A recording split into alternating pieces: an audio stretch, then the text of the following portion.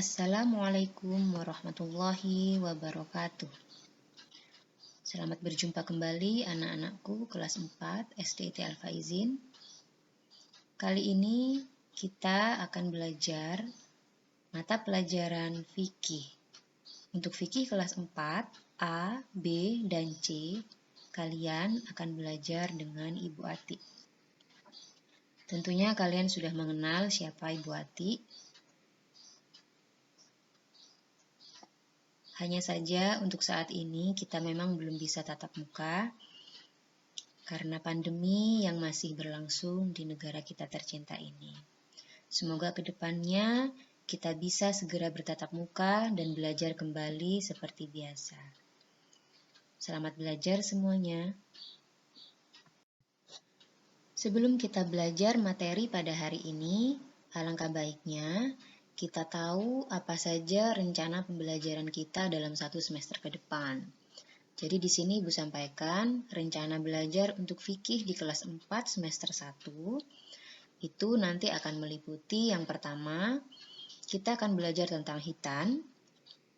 Yang kedua, tanda-tanda balil.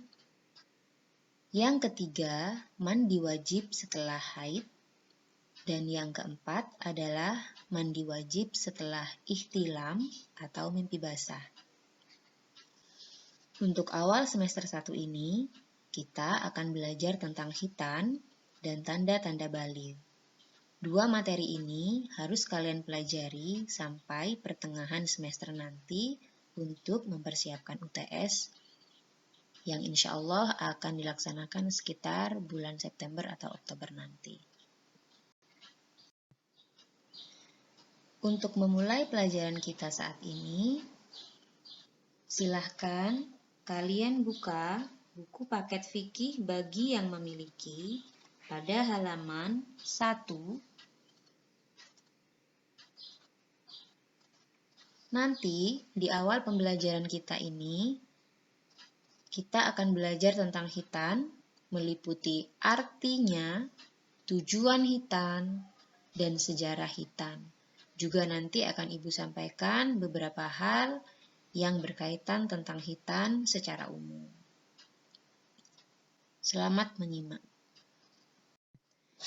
Lalu untuk minggu-minggu selanjutnya, nanti kita akan belajar tentang hukum khitan dalam Islam, baik itu hukum bagi seorang laki-laki maupun hukum khitan bagi perempuan, serta manfaat dan hikmah kita melaksanakan khitan. Arti khitan. Di sini akan Ibu jelaskan arti khitan menurut bahasa dan menurut istilah fikih. Yang pertama, menurut bahasa Arab, khitan ini berarti memotong sebagian tubuh tertentu. Sedangkan menurut istilah fikih, khitan di sini berarti memotong ujung kulit kelamin atau kemaluan anak laki-laki dan perempuan. Namun, jadi khitan ini adalah suatu kewajiban dalam fikih, yaitu memotong ujung kelamin, baik itu laki-laki maupun perempuan. Untuk apa? Untuk menjaga kesucian tubuh yang tidak bisa terjangkau oleh air atau sulit dibersihkan jika itu tidak dipotong. Nah, khitan ini sebenarnya tidak hanya untuk anak-anak, tapi semua umat Islam. Jadi meskipun sudah dewasa, tapi dia belum dikhitan, maka dia wajib hukumnya untuk dikhitan. Anak-anakku, khitan ini sangat dianjurkan dalam syariat Islam dengan alasan untuk kebersihan, menjaga kesucian.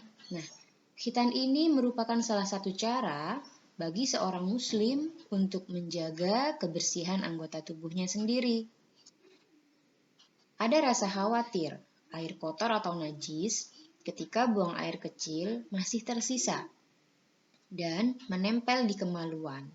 Nah, hal ini akhirnya menyebabkan perlunya dikhitan bagi semua umat muslim. Ingat, sholat seseorang tidak akan sah jika pada badannya masih menempel najis. Nah, oleh sebab itu, najis tersebut harus segera dibersihkan agar badan bersih dan suci. Jadi, kulit yang sekiranya menghalangi najis untuk dibersihkan, maka itu harus segera dibuang.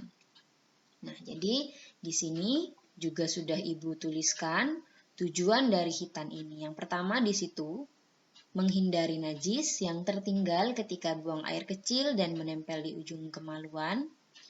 Kemudian, kotoran yang tertinggal di kemaluan kita itu lebih mudah lagi dibersihkan dan lebih mudah lagi disucikan.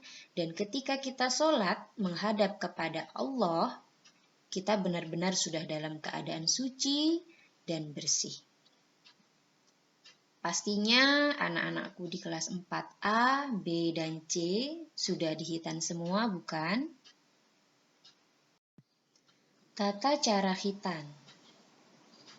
Anak-anakku, bagi kalian, khususnya yang laki-laki, yang pernah dihitan, pasti tahu ya bagaimana rasanya dihitan. Ada yang bilang, takut dipotong, sakit. Nah, sakitnya hanya sebentar. Tapi, bersih dan sucinya kalian akan kalian nikmati seumur hidup kalian. Di sini, tata cara untuk khitan, baik itu laki-laki maupun perempuan, sangat berbeda. Khitan untuk laki-laki, ini dilakukan dengan cara memotong kulit yang menutupi ujung kemaluan atau kepala kemaluan yang di sini disebut khasyafah sehingga terbuka.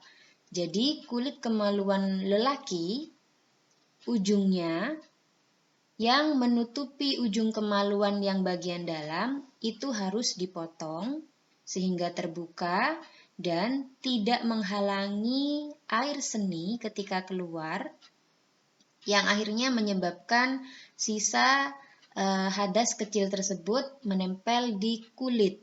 Nah, jadi kulit yang menutupi ujung kemaluan ini memang benar-benar harus dibuang untuk menjaga kesucian tubuh kita.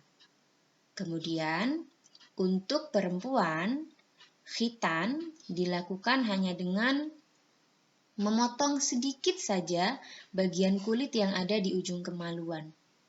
Nah, untuk perempuan ini memang tidak kaprah untuk dilakukan khitan, karena memang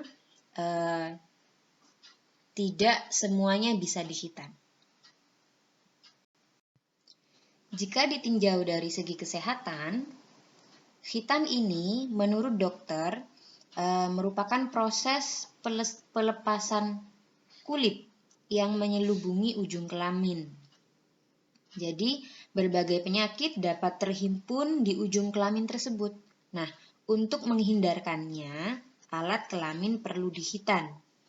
Jadi, selain dapat menyucikan diri dari najis, khitan ini juga dapat menghindarkan diri dari berbagai penyakit. Nah, biasanya untuk zaman sekarang, khitan ini sudah lebih canggih. Tidak perlu senjata-senjata tajam yang menakutkan kita. Jadi biasanya kalau kita pergi ke dokter, ada berbagai macam teknologi yang sudah bisa dilakukan untuk mengurangi rasa sakit ketika dikhitan. Di antaranya ada metode laser. Jadi mengurangi rasa sakit yang mungkin nanti timbul setelah atau saat dilakukan khitan. Anak-anakku, demikian materi kita pada hari ini. Selanjutnya, silahkan kalian baca kembali buku paket kalian, buku fikih kalian mulai dari halaman 1 sampai halaman 8. Nah, tugas kalian kali ini adalah merangkum. Merangkumnya saat ini adalah tentang sejarah khitan. Silahkan lihat di buku paket fikih halaman 6 sampai 8. Tuliskan dengan singkat saja, 1 halaman saja, meliputi siapa tokoh dalam sejarah Hitan ini. Kenapa harus ada Hitan? Siapa saja tokohnya? Karena tokohnya tidak hanya satu di situ. Kemudian kapan itu terjadi? Bagaimana kejadiannya? Silahkan kalian ceritakan sejarah Hitan ini dengan bahasa kalian secara singkat dan tuliskan di buku catatan masing-masing. Kemudian nanti silahkan difoto dan kirimkan kepada ibu kembali. Paling lambat, ibu tunggu sampai tanggal 25 Juli.